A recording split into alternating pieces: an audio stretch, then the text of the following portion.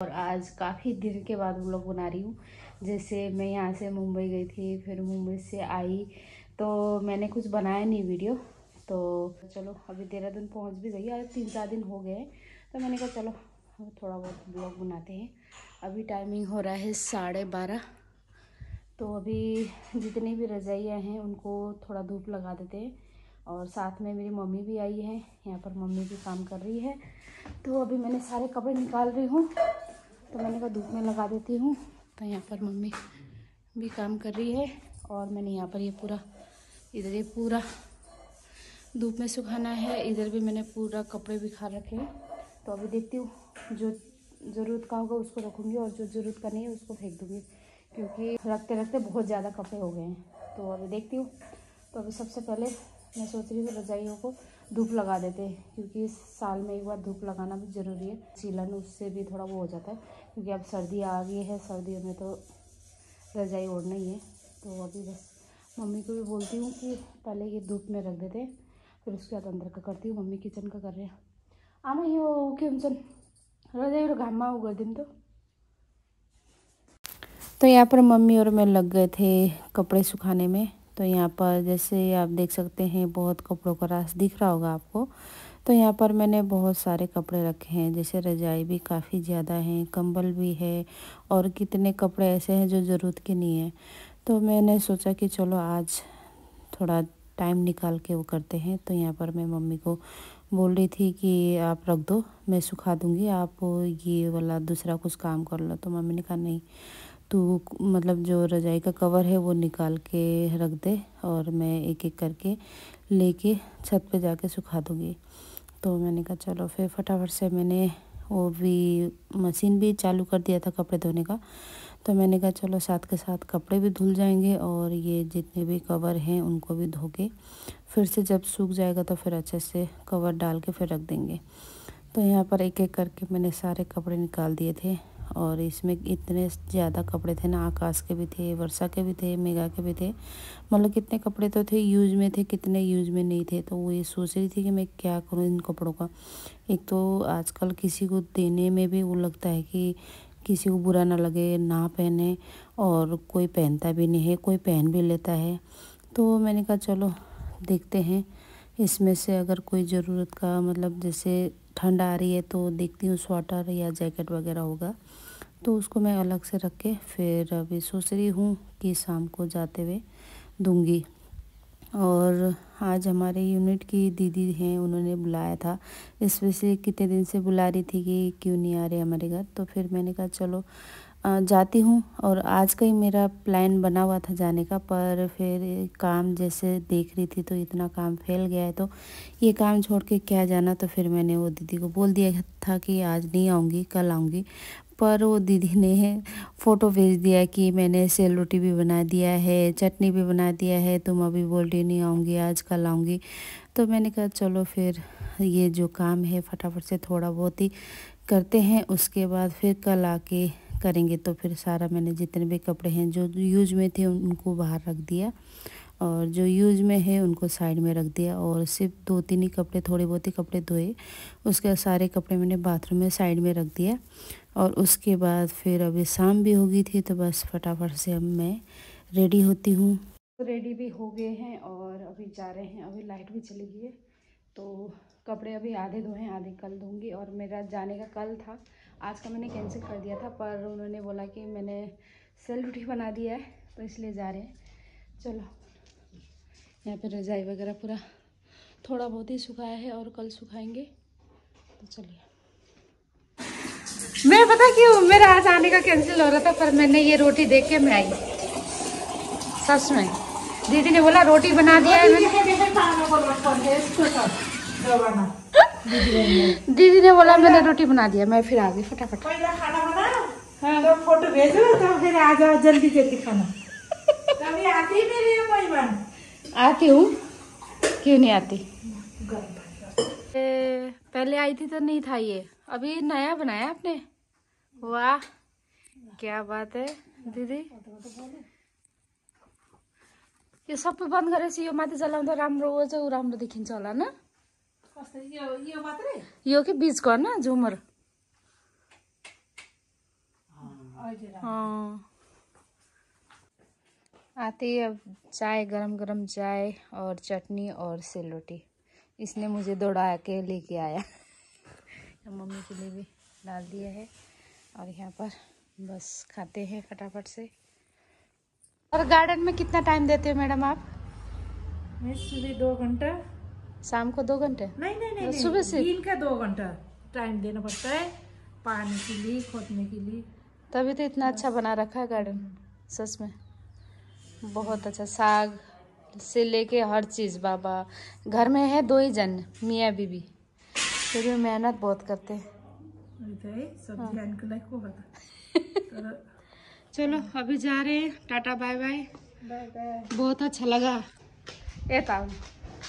बहुत। और एक बात मैं आप लोगों से शेयर करना चाहती हूँ, ये दीदी ने मेरे को इतना सपोर्ट किया है। हाँ, ये तो पक्का है। ये तो पक्का। जो इसमें पैसे मिलेगा वो 50-50 कर देना। गाइस मुझे भी चाहिए, मुझे नहीं आता। कॉमेडी कर रही है दीदी, पर रियल में बोलो तो सच में मतलब कहते हैं ना, सुख में जो साथ देता है उसको भूलना चाहिए, जो दुख में साथ देता है उसे कभी नहीं भूलना चाहिए। तो ये दीदी ने मेरे बहुत दुख में बहुत साथ दिया है, उसके लिए मैं कभी भी नहीं भूलूंगी। Thank you. तो जैसे कि मैंने आपको दीदी के बारे में कुछ बताया कि मतलब इन्होंने बहुत सपोर्ट किया है, तो आपको मैं कुछ साल पहले की बात बताना चाहती हूँ, थोड़ा बहुत शेयर करना चाहती हूँ। जब हम आकाश सुपर डांस में गए था तो उस टाइम हमें रियलिटी शो का कुछ भी पता नहीं था। तो अभी तो मतलब सारा पता चल गया है। तो उस टाइम जब आकाश गया था तो उस टाइम जैसे हमने देहरादून में हो गया, मतलब और जगह भी हो गया, तो हमने जैसे कहते हैं ना कि एक बेटे का प्रचार करते हैं, मतलब इतना कहते हैं ना जगह जगह में हमने बहुत ज़्यादा पैसा खर्च किया, मतलब जो कि रियलिटी शो में ज़रूरत भी नहीं है।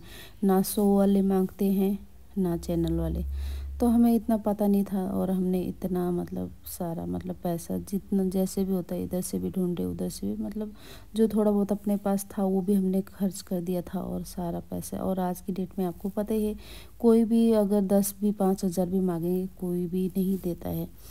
तो उस टाइम बुरे वक्त में ये दीदी ने बहुत ज़्यादा सपोर्ट किया था। मतलब कहते हैं ना कि उस टाइम ऐसा समय था कि अपनों ने भी साथ नहीं दिया था और इन्होंने ऐसा मतलब कोई भी आज की डेट में थोड़ा बहुत मतलब दे देता है, पर इन्होंने लाखों में मेरी मदद किया था। तो वो गुण कहते हैं ना कभी भी भूल नहीं पाऊँगी मैं। तो इसलिए मैं हमेशा जब भी आती हूँ मैं पक्का मिलने आती हूँ। तो मतलब जो भी है मेरे लिए, इनके लिए दिल में बहुत ज़्यादा इज़्ज़त है।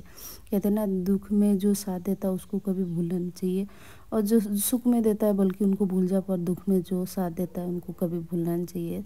तो यहाँ पर बातों बातों में दीदी साग भी लेके आ गई थी, तो वहाँ से दीदी को टाटा बाय बाय करके हम पहुँच गए थे घंटाघर में। फिर मैंने कहा चलो मम्मी के लिए 2 या 3 सूट ले देती हूँ गर्म, क्योंकि मम्मी के पास जो सूट था वो थोड़ा सा मुझे पुराना लग रहा था। तो मैंने कहा चलो अभी ले लो आप। तो मम्मी तो मना कर रहे थे, नहीं नहीं एक ही लूँगी, नहीं लूँगी। मैंने कहा नहीं नहीं ले लो, क्योंकि सर्दियों में फिर थोड़ा गर्म ही ठीक रहता है। तो फिर मम्मी ने तो 3 ले लिया था और ये मैं अपने लिए देख रही थी। वैसे मैंने अपने लिए तो नहीं लेना था, मेरे पास थे सूट, पर कहते हैं ना जैसे मार्केट में जाओ तो फिर पसंद आ ही जाता है।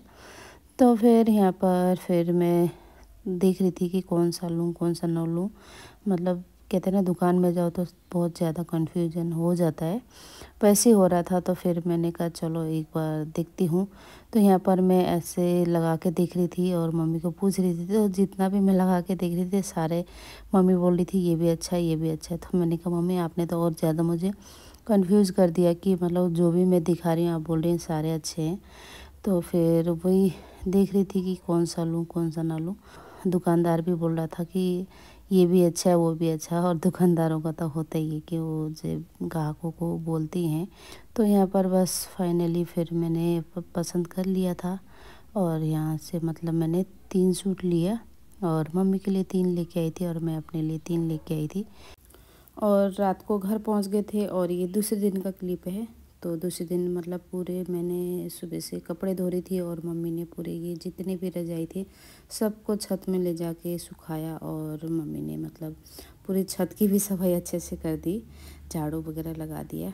तो जो हमारे इधर साथ में रहते हैं किराएदार, वो भी बोल रहे थे कि आपकी मम्मी को एक्टिव देख के तो मैं खुद हैरान हूँ कि मतलब इतनी एज में मतलब इतना एक्टिव कैसे है। तो मैंने कहा नहीं मम्मी, मतलब सच में मेरी मम्मी बहुत ज़्यादा एक्टिव है काम के मामले में, काम भी करती है और फ़ोन भी उतना ही देखती है। तो वो है। तो यहाँ पर मैं रज़ाई में कवर डाल रही थी, और सच में ये रज़ाई में कवर डालते हुए ना इतना हाथ दर्द हो रहा था। तो फिर मम्मी बोल भी रही थी कि अभी बाद में डालेंगे कवर, तो मैंने कहा नहीं नहीं मैं कवर डाल देती हूँ। और मम्मी बना रही थी खाना, और खाने में आज हमारा एक नेपाली डिश बन रहा है, जो कि अभी मैं दिखाऊंगी आप लोगों को। ये जो नेपाली है उनको तो पता ही है, तो जिनको नहीं पता है उनको बता देती हूँ। जो नेपाली में एक डिश होता है, ढेड़ो बोलते हैं, जो गेहूं के आटे का भी बनता है, मक्की के आटे का भी बनता है। तो मम्मी आज वो बना रही थी, तो चलिए आपको दिखाती हूँ कि हमारा नेपाली डिश कैसा होता है। तो यहाँ पर मम्मी बोल रही थी कि मैं थोड़ा सा चावल भी उठा देती हूँ, क्योंकि उनको पता है कि मेरे को इतना पसंद नहीं है ढेड़ो। तो मैंने कहा नहीं नहीं आज मैं वही खाऊंगी। बन गया। और कितना टाइम लगेगा? कितना, 5 मिनट? 10 मिनट। 10 मिनट? अभी थोड़े पकेगा। चलो आज हम खा रहे हैं नेपाली डिश, जो हमारे नेपालियों में होता है ढेड़ो। तो वैसे मैं खाती नहीं हूँ, कभी कभार खाती हूँ। तो आज मैंने कहा मम्मी को आज वही बनाओ। ढेड़ो गेहूं का आटे का भी बनता है और मक्की के आटे का भी बनता है। मतलब जैसे पानी उबलता है तो उसको फिर बहुत देर पकाते, और पकाने के बाद खाते हैं। तो आज चिकन लेके आई थी, मैंने कहा चलो चिकन के साथ फिर ये डिश खाते हैं। तो चलिए खाते हैं। खाना भी बन गया है। ये है हमारे नेपाली डिश जिसका नाम है ढेड़ो।